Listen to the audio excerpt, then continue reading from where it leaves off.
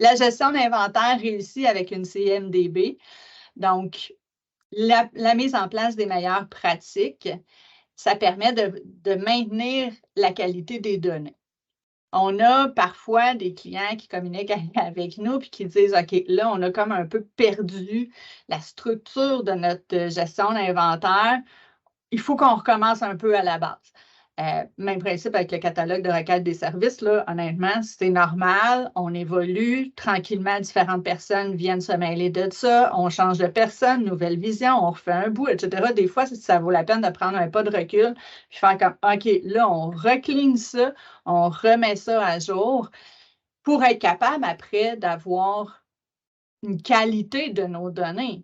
Si c'est un peu du n'importe quoi, si on pitch n'importe quoi dans ces deux, ben c'est un peu la même affaire que de gérer un fichier Excel qu'on a perdu un peu le contrôle dessus. Donc, c'est important de maintenir la qualité des données, de s'assurer qu'elles sont à jour de façon régulière. Honnêtement, là, on ne fait jamais de mise à jour de CI manuellement, donc c'est toujours importé. Donc, on prend les informations ailleurs.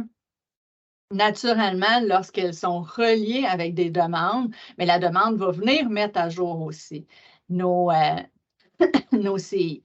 Donc, si j'ai un renouvellement de contrat qui passe par un billet et que je renouvelle mon contrat pour les 3 prochaines années, bien, on va venir mettre à jour la date de fin de contrat automatiquement pour éviter un maintien manuel. Et plus il y a du manuel, plus il y a du risque d'erreur de saisie aussi.